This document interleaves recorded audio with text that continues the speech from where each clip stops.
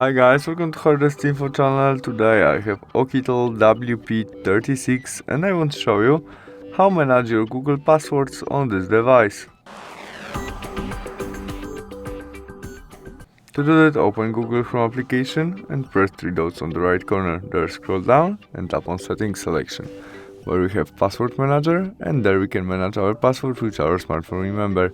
To do that, we must press on it, maybe on Messenger. Now we must enter our look screen or get our Touch ID to manage it.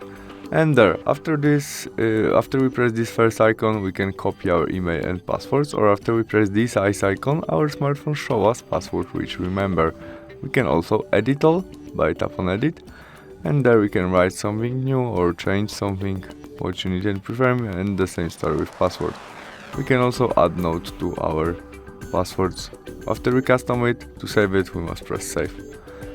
We can also delete all our smartphone remember this password by delete and confirm by delete again.